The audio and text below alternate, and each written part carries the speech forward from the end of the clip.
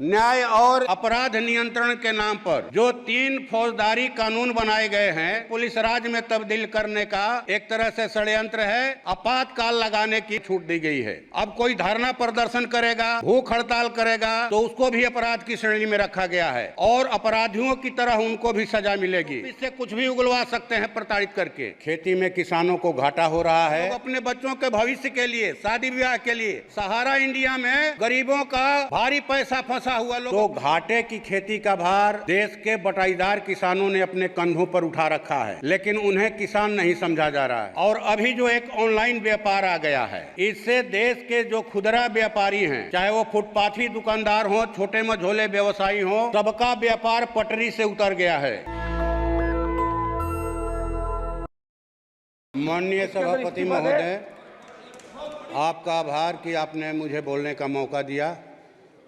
मैं अपने पार्टी महासचिव कॉमरेड दीपांकर भट्टाचार्य और भोजपुर की महान जनता का भी आभार व्यक्त करता हूं कि उन्होंने चुन करके मुझे यहां लोकतंत्र के इस सबसे ऊंचे मंदिर में भेजा। महोदय, मैं धनबाद प्रस्ताव के खिलाफ में बोलने के लिए खड़ा हुआ हूं। सब लोग जान रहे हैं कि इस देश में खेती घाटे में जा रही है।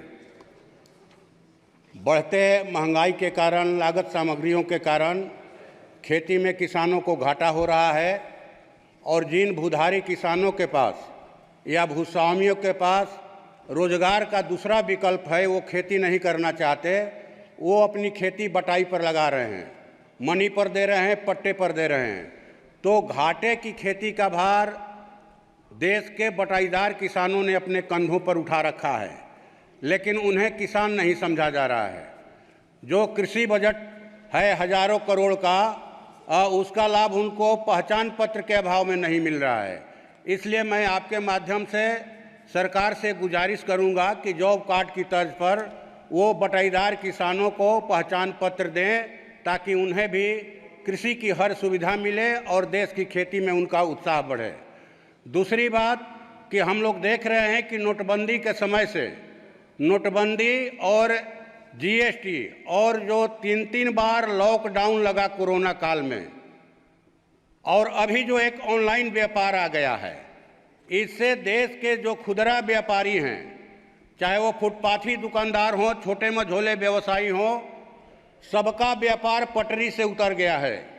तो मैं आपसे, आपके माध्यम से सरकार से मांग करूंगा कि देश के खुदरा व्यापारियों की सामग्रिक विकास के लिए देश में व्यावसायिक आयोग का गठन किया जाए।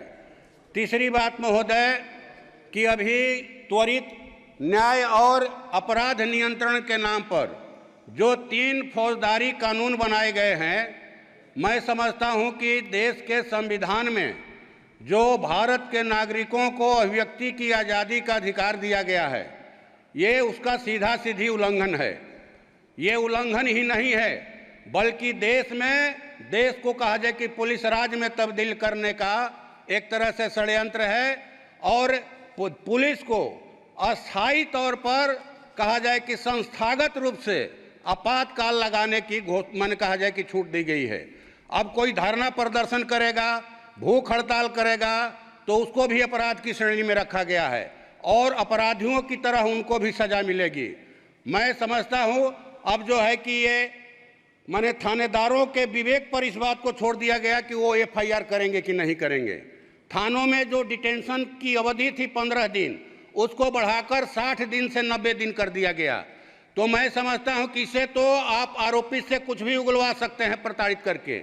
इसलिए इस कानून को फिर से सदन के पटल पर रखा जाए, इस पर पुनर्विचार हो और जो है कहा जाए कि इसको जो जरूरी राय सुझाव आए उसके आधार पर इसको आगे बढ़ाया जाए।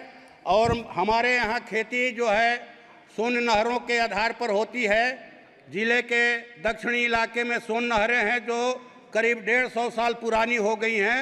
उन नहरों का पक्कीकरण करवाया जाए और बिहार, झारखंड और उत्तर प्रदेश सरकारों के बीच में हमारे यहाँ सोन नदी में कदवन जलाशय अटका हुआ है। इसके लिए सरकार पहल करके उस कदवन जलाशय योजना को पूरा कराए। हमारे यहाँ जिले के दक्षिण उत्तरी इलाके में सर गंगा नदी है। गंगा नदी के किनारे जो गांव बसे हैं, हर हमेशा उनमें कटाव होता है। तो कटाव के रोकथाम के लिए ठोकर बांध का निर्माण किया जाए और भयानक आगलगी होती है।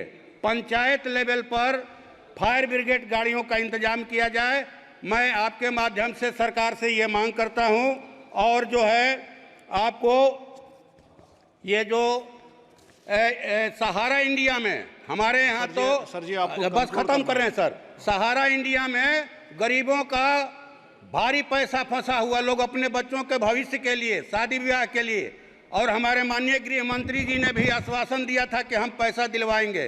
तो सहारा इंडिया में जिन निवेशकों का पैसा फंसा है उसको सर वापस दिलवाया जाए। गरीब बेसब्री से इंतजार कर रहे हैं। आपका बहुत बहुत धन्यवाद, आपने बोलने का मौका दिया। नेशनल दस्तक की आपसे गुजारिश है कि अगर इसको बचाना चाहते हैं तो नेशनल दस्तक को सब्सक्राइब करने के लिए रेड कलर के सब्सक्राइब बटन को दबाएं, फिर बेल आइकन की घंटी दबाएं। नेशनल दस्तक को बचाने के लिए बहुत जरूरी है कि हर खबर को शेयर करें, लाइक करें, कमेंट जरूर करें।